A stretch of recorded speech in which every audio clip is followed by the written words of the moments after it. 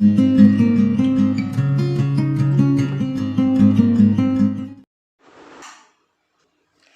हम इस वीडियो में पर्यायवाची शब्द को समझेंगे। पर्यायवाची शब्द कक्षा 9 और कक्षा 10 दोनों ही विद्यार्थियों के लिए बहुत ही महत्वपूर्ण है। पर्यायवाची शब्दों का अर्थ होता है कि जो शब्द अर्थ की दृष्टि से समान होते हैं पर्यायवाची शब्द कहलाते हैं।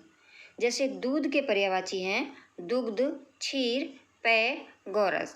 अर्थात पर्यायवाची उन शब्दों को कहते हैं जहाँ पर एक ही अर्थ होता है पर इनका जो प्रयोग होता है वो औचित्य पर निर्भर करता है, नहीं तो अर्थ का अनर्थ हो जाता है।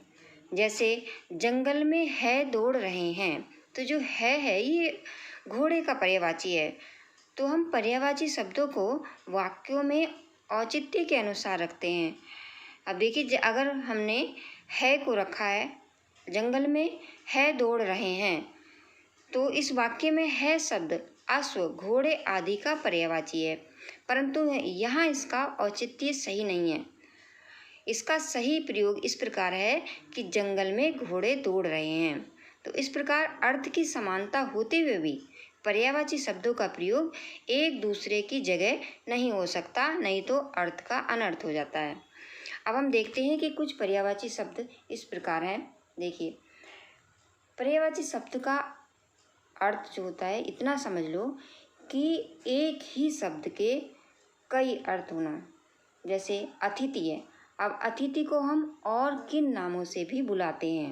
मतलब पर्यायवाची शब्द का इतना अर्थ है कि एक ही किसी व्यक्ति को, किसी वस्तु को, किसी चीज़ को हम और किस नामों से पुकारते हैं, वही उनके पर्यायवाची शब्द होते हैं। जैसे एक छोटा बच्चा होता है, उसके जो है कई नाम रखे होते हैं, प्यार से कई नाम रख लेते हैं, तो वो जो प्यार से रखे हुए नाम होते हैं वही उसके पर्यायवाची शब्द माने जाएंगे, क्योंकि वो है तो एक ही बच्चे के। समझ में आ रहा है कि वो जो नाम हमने उस बच्चे के रखे हैं कई, तो वो होते एक के ही हैं। तो जो हमने कई नाम रखे हैं प्यार से, वही उसके पर्यायवाची शब्द होंगे। यानी जब हम उन पर्यायवाची शब्दों का प्रयोग कर रहे होंगे तो मतलब हमारा वही होगा जो बच्चे के नाम हैं। जैसे अब अतिथि है, अतिथि मेहमान को कहते हैं, पर मेहमान के और भी नाम होते हैं, जैसे अभ्यागत, पाहुना, आगंतुक। एक बात और जान लो कि मेहमान को अतिथि क्यों कहते हैं। अतिथि, जिसके आने की तिथि ना मालूम हो, उसे अतिथि कहते हैं। पहले ज़माने में मोबाइल तो होता नहीं था, तो मेहमान अचानक ही आता था, तो मेहमान को इसलिए अतिथि कहते हैं कि जिसके आने की तिथि या तारीख मालूम नहीं होती थी, तो इसलिए उसको अतिथि भी कहते हैं। तो अतिथि को और भी क्या कहते हैं, अभ्यागत भी कहते हैं, मेहमान भी कहते हैं, पाहुना भी कहते हैं और आगंतुक भी कहते हैं। अब प्रश्न बच्चों के मन में ये उठ सकता है कि हम पर्यायवाची शब्दों को याद क्यों करें, इसका हमें प्रयोग कहाँ करना पड़ेगा। तो बच्चों, जब ये पर्यायवाची शब्द होते हैं, इससे आपका ज्ञान बढ़ता है और ये हमें किसी जो गद पद के जो हम अर्थ निकालते हैं, तब उसमें हमें मदद मिलती है। अगर हमें उसका पर्यायवाची मतलब पता होगा तो हम उसका अर्थ अच्छी तरह से जो है निकाल सकते हैं। जैसे अगर हमने कमल का एक ही नाम याद रख रखा है कि कमल, कहीं पर अगर जलज, पंकज, नीरज ये शब्द अगर इस्तेमाल होते हैं तो हमें पता ही नहीं चलेगा कि इसका मतलब क्या है। लेकिन अगर जब हमें कमल के पर्यायवाची याद होंगे कि कमल को वही नीरज भी कहते हैं, पंकज भी कहते हैं, जलज भी कहते हैं, तो उससे हमें एकदम से मतलब पता चल जाएगा कि हाँ, ये कमल की बात हो रही है। तो इसीलिए पर्यायवाची शब्द बच्चों के लिए बहुत ही आवश्यक है। जो विद्यार्थी हैं 9th के, 10th के और अन्य जो भी क्लास के बच्चे हैं और सभी जो प्रतियोगी परीक्षाएं देते हैं, सभी के लिए, और अपने हिंदी का ज्ञान बढ़ाने के लिए भी पर्यायवाची शब्दों का ज्ञान होना बहुत ही आवश्यक है। ये पर्यायवाची शब्दों के बिना ज्ञान जो है हिंदी का अधूरा लगता है। आप देखिए, अंधकार है, अंधकार के कई नाम होते हैं। तिमिर है, अंधेरा है, तम है, तमस है।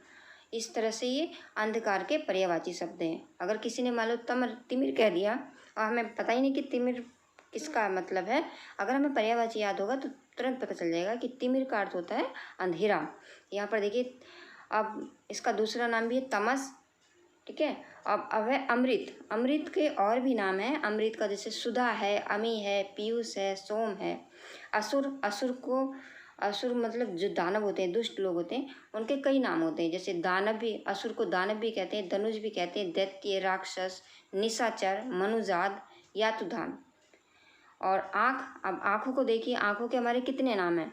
नयन, लोचन, चक्षु, अक्षी, दृग, नेत्र, ये सब हमारे आँखों के नाम हैं। तो इससे पर्यायवाची शब्दों से हमें ये भी पता चल रहा है कि एक ही के कितने और नाम होते हैं।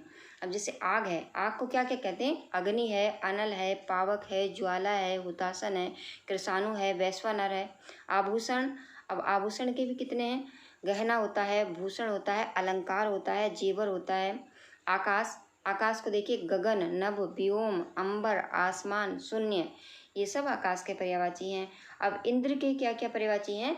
महेंद्र, देवराज, सुरेंद्र, सुरपति, सुरेश, पुरंदर, शक और देवंदर, ये इंद्र के पर्यायवाची हैं। ईश्वर, अब ईश्वर के भी देखिए कितने नाम हैं?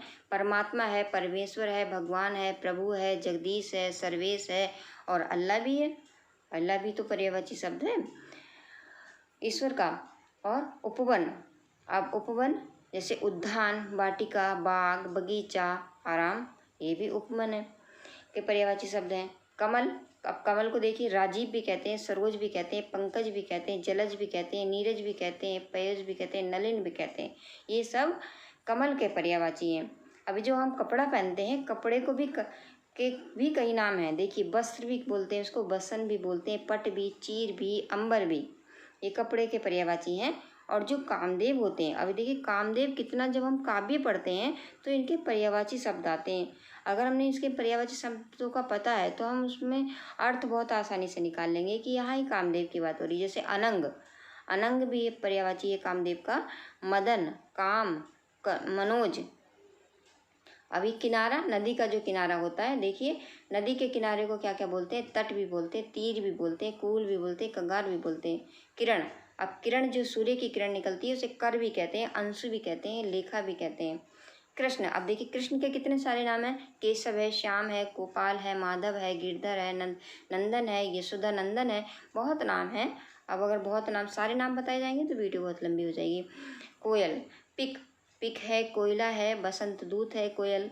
गंगा, अब गंगा को देखिए, भागीरथी है, मंदाकिनी है, त्रिपथा है, जाह्नवी है, देव नदी है, सुरसरिता है। अब घर, घर के भी देखिए कितने नाम होते हैं? गृह, भवन, सदन, अगार, गेह, निकेतन, निवास, आवास, ये सब घर के पर्यायवाची होते हैं। अब घोड़ा, घोड़े का जैसे अश्व है, बाजी, तुरंग, ये सब घोड़े के पर्यायवाची हैं। अगला देखो चंद्रमा है, चंद्रमा के कितने नाम हैं? शशि है, चांद है, निशाचर है, इंदु है, सुधाकर है, सोम है। मयंक भी चंद्रमा का पर्यायवाची है। चंद्रिका, चंद्रिका का देखिए ज्योत्सना, चंद्रिका में, अब जब शब्द बोला चंद्रिका तो अगर पर्यायवाची याद नहीं है तो पता नहीं चलेगा चंद्रिका क्या है। चंद्रिका चांदनी को कहते हैं। देखिए ज्योत्सना, कौमुदी, शशिकला, चांदनी, ये चंद्रिका के पर्यायवाची हैं। जंगल, जंगल के और क्या नाम होते हैं? अरण्य, वन, विपिन, कानन, कांतार। जल है, पानी, नीर, सलिल, वारी, वय। तलवार को और क्या नामों से पुकारते हैं? असी, खड़ग, करवाल, चंद्रहास। तारा और सितारा, नक्षत्र, उड़ू, तारक, ये सब तारे के पर्यायवाची हैं। तालाब, तालाब को क्या क्या कहते हैं? सर, सरोवर, जलाशय, ताल, तड़ाग। तीर को क्या कहते हैं? बाण, सर, इसु, विसिक। दिन के क्या क्या नाम है? दिवस, बासर, बार, दिवा। और देवता, देवता के भी पर्यायवाची हैं। अमर है, विबुध है, सुर है, देव है, अजर है। देह, ये जो हमारा शरीर होता है इसके भी क्या क्या नाम है? देखिए, काया, शरीर, तन, गात्र, बपू, तनु। धनुष, धनुष को और क्या क्या कहते हैं? चाप कहते हैं, कोदंड कहते हैं, धनु कहते हैं, कार्मुक कहते हैं, शरासन कहते हैं। और नदी को देखिए, नदी के और क्या क्या नाम है? सरित है, सरिता है, तटनी है, तरणी है, निर्झरणी है। और नौका, नौका के और क्या नाम है? नाव है, तरणी है, तरी है, वेड़ी है। पत्थर को और क्या कहते हैं? पाषाण, वाहन, प्रस्तर, अस्म। पक्षी का और क्या पर्यायवाची है? विहंग है, विहंगम है, खग है, द्विज है। अब देखिए पति को और क्या क्या नामों से पुकारा जाता है? भर्ता है, स्वामी है, कांत है, प्राणनाथ है। दूसरा है पत्ता, पत्ते को क्या बोलते हैं? किसलय, पल्लव, पर्ण, पत्र। अब देखिए अगर आप किसी में देखेंगे कि किसलय लिखा हुआ है तो आप अब पता कर लेंगे कि हाँ हमने पत्ते का पर्यायवाची शब्द पढ़ा था, यानी पत्ते को किसले बोलते हैं, तो आपको पता चल जाएगा। किसले का अर्थ होता है पत्ता। पल्लव, पल्लव का भी अर्थ होता है पत्ता। पत्नी, पत्नी के और क्या क्या नाम है, भार्या। पत्नी को भार्या भी कहते हैं, गृहिणी भी कहते हैं, घरवाली भी कहते हैं, सहधर्मी भी कहते हैं और अर्धांगिनी भी कहते हैं। पहाड़ के और क्या क्या नाम है, पर्वत है, गिरी है, अचल है, शैल है, भूधर है, नग है। पिता, पिता के तो कई नाम है, बाप है, जनक है, तात है और पिता है, पिताश्री भी है। और पुत्र, पुत्र को क्या क्या कहते हैं, सुत है, तनय है, तनुज है, आत्मज है, बेटा है। ये पुत्र के पर्यायवाची हैं। पुत्री को क्या कहते हैं, उसी पे आकर डंडा लग जाएगा। जो पुत्र के होते हैं वही पुत्री के होते हैं, बस उस पे आकर डंडा लग जाता है। जैसे सुत से सुता बना, तनय से तनया, तनुज से तनुजा, आत्मज से आत्मजा और बेटा से बेटी। पृथ्वी, पृथ्वी के देखिए, धरती, भू, भूमि, धरा, अवनी, मही, वसुधा। प्रकाश को क्या क्या कहते हैं, ज्योति, द्युति, कांति, ज्वाला। फूल को क्या कहते हैं, पुष्प, सुमन, कुसुम, प्रसन्न। और बादल के क्या हैं, मेघ, घन, बारिद, जलद, जलधर, पयोधर। बिजली को दामिनी, तड़ित, चंचला, चपला, विद्युत। ब्राह्मण के क्या हैं, द्विज, भूसुर, भूदेव, विप्र। भौरे के क्या हैं, भ्रमर, अली, द्वरेप, मधुप, मधुकर, षटपद। मनुष्य को क्या क्या क्या कहते हैं, देखिए ये तो सबको पता ही है। मानव कहते हैं नर, मनुज, आदमी, मर्त्य। माता को क्या कहते हैं, माँ, जननी, जाया, अम्बा। ये माता के पर्यायवाची हैं।